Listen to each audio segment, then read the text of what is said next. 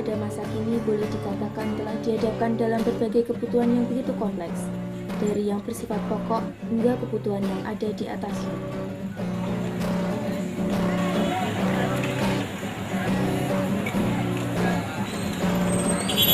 Pasar sebagai tempat yang strategis dalam pemenuhan berbagai kebutuhan tersebut boleh dikatakan menjamur keberadaannya. Baik yang berbentuk tradisional hingga modern dapat menjadi alternatif atau pilihan dari berbagai kebutuhan yang diinginkan.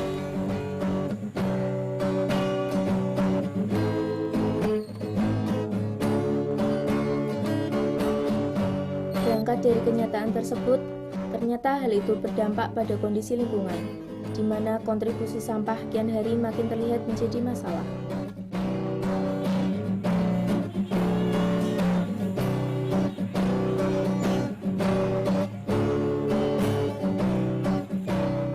Manusia yang dapat dikatakan sebagai penyumbang terbesar dari segala kondisi yang ada, makin terlihat tak peduli dengan keadaan yang kian memburuk.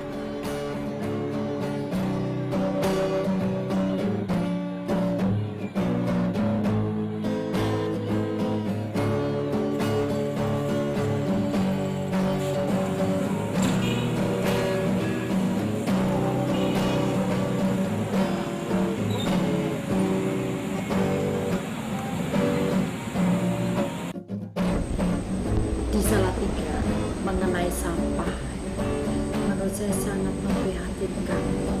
Kalau kita melihat ya di jalan Jeju, di pasar-pasar, di tempat keramaian-keramaian, sampah itu masih banyak yang berserakan.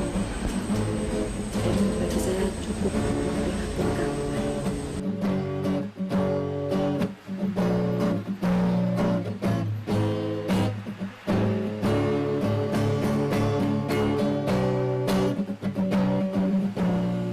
Jadi karena memang sekarang itu kalau masalah sampah itu hanya ditangani oleh pemerintah, itu akan sangat tidak bisa mencapai apa yang kita cita-cita bersama.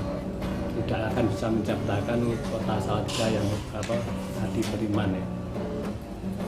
Karena volume sampah yang ada dari masyarakat itu tidak sepadan dengan jumlah tenaga ataupun anggaran yang kita punya, sehingga peran masyarakat itu sangat diperlukan dalam pengolahan sampah. Penanganan di TPA itu memang kita lakukan secara kompos skala kota. Kita menggunakan model kompos alami. Jadi di sana kita timbun, kita tutup dengan tanah dengan harapan itu nanti jangka waktu 10 tahun nanti bisa menjadi kompos secara alami. Dan pada saat ini juga didukung dengan alat untuk lebih mempercepat pengomposan dengan alat crusher, sehingga dengan ukuran yang lebih kecil diharapkan kompos yang jadi lebih cepat.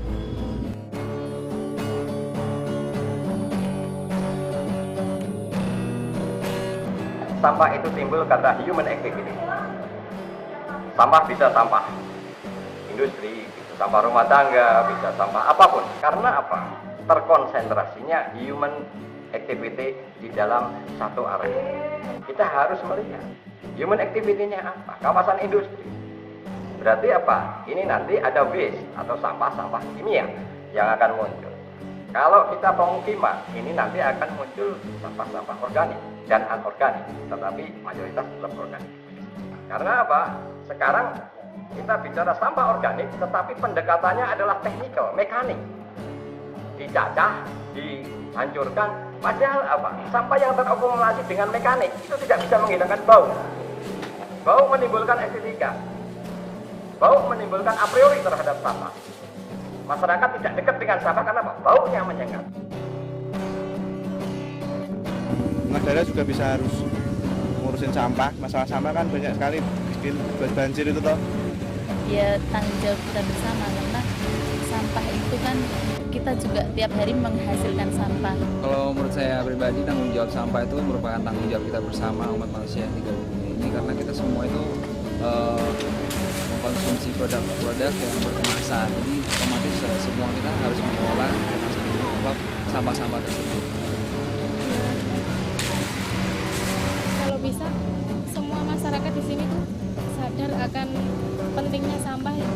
Sekarang kita udah tahu Jakarta saja yang kota besar itu udah banyak masalah hanya gara-gara sampah.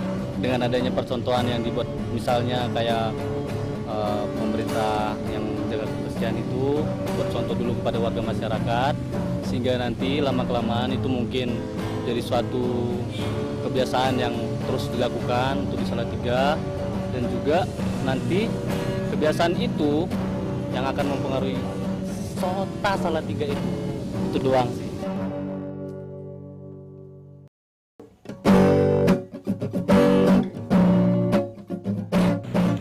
Sebenarnya pengelolaan telah dilaksanakan. Berbagai upaya untuk mengatasi permasalahan sampah sudah dilakukan, mulai dari penambahan jumlah tenaga pengelolanya hingga pemenuhan kapasitas armada yang dibutuhkan. Kendati demikian, hal tersebut belum sepenuhnya mampu menjadi jawaban yang tepat dari segala permasalahan sampah yang ada di kota Salatiga. Saya berharap kepada masyarakat untuk merubah perilaku, bagaimana meminimalkan sampah yang ditimbulkan baik dari kegiatan rumah tangga maupun kegiatan yang lainnya.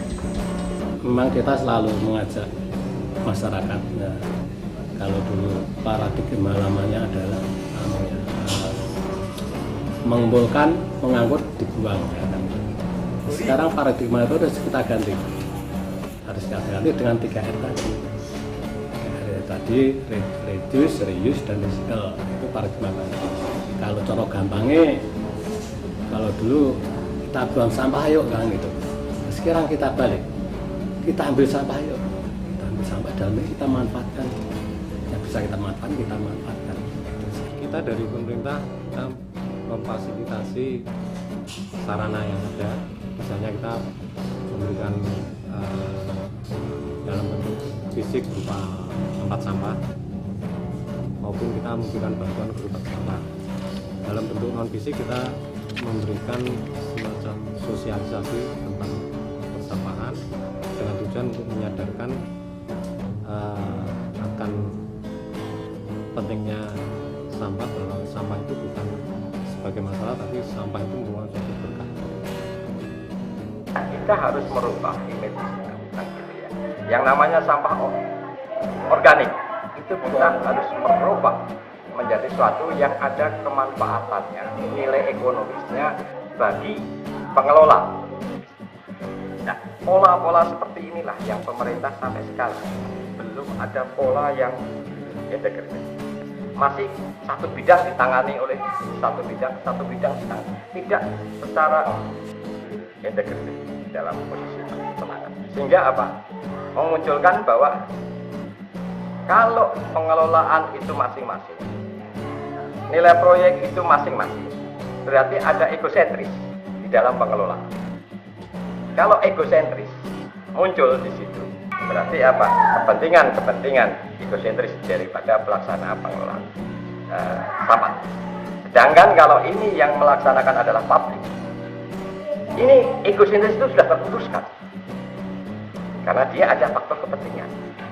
Kepentingannya bukan untuk lembaga, bukan untuk, tapi untuk kepentingannya dia sendiri, kepuasan sendiri. Kepuasan ini adalah nilai yang luar biasa dari publik.